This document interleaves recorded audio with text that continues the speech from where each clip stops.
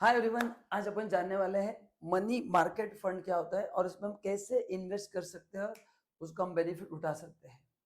तो basically money market funds का मतलब होता है ये शॉर्ट टर्म डेट फंड होते हैं जो इक्विटी में इन्वेस्ट नहीं होते, जहाँ पे रिटर्न्स अराउंड आप बोल सकते हैं 6 to 9% के आसपास होते हैं। एफडी से थोड़े बेटर होते हैं। एंड मैं आपको ये बताऊंगा कि एफडी से बेटर कैसे है।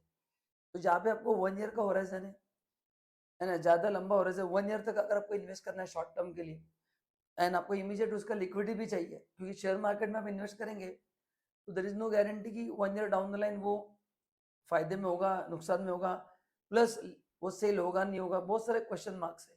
तो बेसिकली एवरेज जो मैच्योरिटी पीरियड होता है मनी मार्केट फंड का वो 1 ईयर होता है। तो आइए अपन डिटेल में देखते हैं कि इस पर हम कैसे इन्वेस्ट कर सकते हैं, इसका बेनिफिट कैसे ले सकते हैं। आगे बढ़ने से पहले, if you want to open free demat account, नीचे लिंक दिया है, उसको क्लिक करके आप फ्री में डीमैट अकाउंट ओपन कर सकते हैं। एंड वीडियो अच्छा लगा तो लाइक जरूर करना है एंड हमारे चैनल को फॉलो भी करना है। चलिए आगे बढ़ते हैं।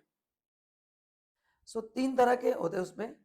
पहला होता है मनी मार्केट इंस्ट्रूमेंट, जिसको बोलते हैं ट्रेजरी बिल, जो गवर्नमेंट अराउंड 364 360 एक साल तक गवर्नमेंट इसको इशू करती है। तो गवर्नमेंट क्यों इशू करती है सर? जब भी गवर्नमेंट को पैसे की जरूरत पड़ती है, जैसे if we need loan we go to bank, वैसे जब गवर्नमेंट को पैसे की जरूरत पड़ती है they raise that money with the help of this instruments. तो पहला है ट्रेजरी बिल। इसका रिस्क सबसे कम होता है बिकॉज ये गवर्नमेंट सिक्योरिटी है ना। एफडी में कैसे, एफडी बैंक के पास होता है, बैंक को कुछ हो गया तो आपका पैसा फंस सकता है, ये गवर्नमेंट खुद इशू करता है, तो इसमें रिस्क जीरो रहता है, इसलिए रिटर्न भी कंपेरेटिवली वैसे ही होते हैं। तो ये मनी मार्केट का जो वीडियो है ये उन्हीं के लिए है जो ज्यादा रिस्क नहीं लेना चाहते एंड एक साल के लिए उनको पैसा इन्वेस्ट करना पड़ता है, करेक्ट ना।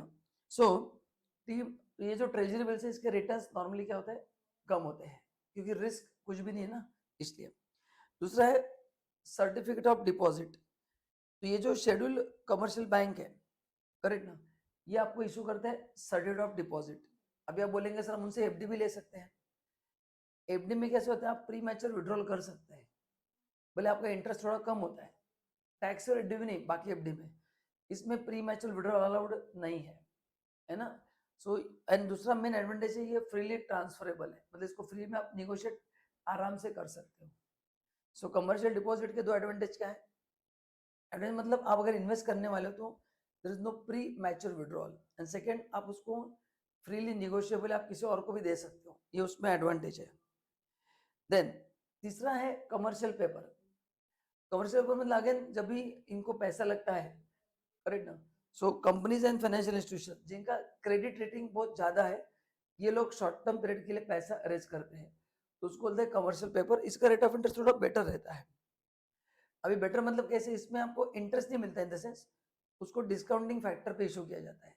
जैसे 100 रुपए का कमर्शियल पेपर आपको 80 रुपए में दिया जाएगा, तो मैच्योरिटी पे आपको 100 रुपए मिलेगा, मतलब 20 रुपए आपको एक्स्ट्रा मिलेगा। तो इनिशियली ये डिस्काउंटेड वैल्यू पे इशू होगा एंड बाद में आपको पूरा पैसा मिल जाएगा।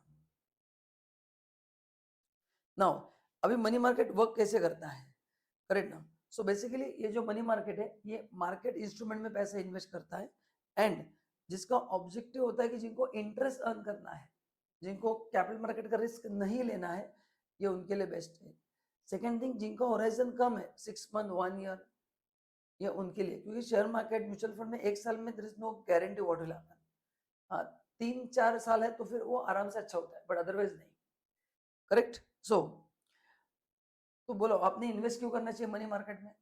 अगर आपको इंटरेस्ट पे, आपको इंटरेस्ट रेट अच्छा चाहिए, अच्छा मतलब ठीक ठाक मिलता है, बहुत भारी नहीं मिलता है, बट आपको रिस्क कम चाहिए एंड थोड़ा बैंक से बेटर रिटर्न चाहिए, थोड़े बहुत ज्यादा रिटर्न मिलता है आपको, बहुत नहीं।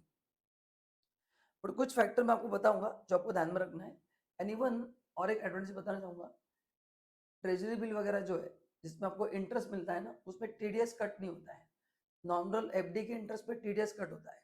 तो ऐसे इनकम टैक्स के भी बहुत सारे एंगल्स है, तो मैं आपको जो सजेशन दे रहा हूँ वो बहुत अलग अलग एंगल से दे रहा हूँ।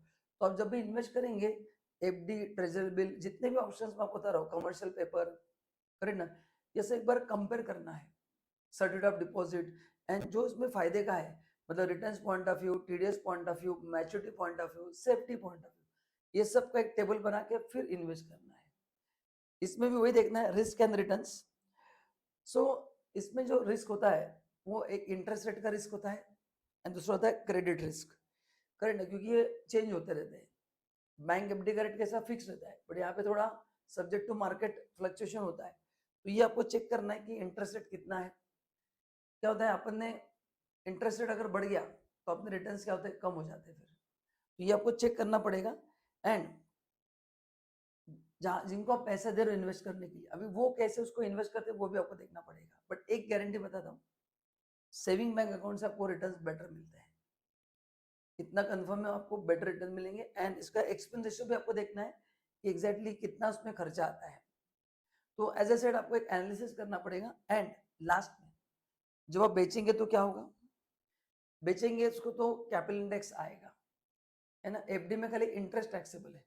इसमें कैसा होता है, आपको डिस्काउंट में दिया जाता है ना, वो 100 का 80 में दिया जाएगा, तो बाद में समय आपको 100 मिल सकता है, ज्यादा मिल सकता है, कम मिल सकता है। तो ये अमाउंट वेरी होता है। तो 3 साल के अंदर अगर आप बेचते हैं तो शॉर्ट टर्म गेन कहलाता है। एंड उस पर नॉर्मल टैक्स लगता है। 3 साल के बाद ये लॉन्ग टर्म गेन कहलाएगा, जिसमें विद इंडेक्सेशन आपको 20% का बेनिफिट मिलेगा। तो एफडी का जो टैक्स कैलकुलेशन है वो इंटरेस्ट का है, यहाँ पे अलग कैलकुलेशन है, तो ये आपको ध्यान में रखना है। तो इसके आपको जो यूनिट्स मिलते हैं सेम 3 साल का उसमें पीरियड है, 3 साल तक शॉर्ट टर्म, उसके बाद लॉन्ग टर्म। तो गाइस ये सब फैक्टर आपको ध्यान में रखना है। एंड उसके बाद ही आपको कहाँ पे इन्वेस्ट करना है, ये जो मैंने आपको बताया मनी मार्केट इंस्ट्रूमेंट्स, उसके बाद ही आपको इन्वेस्ट करना है। तो वीडियो अच्छा लगा तो लाइक जरूर करना। And thank you so much.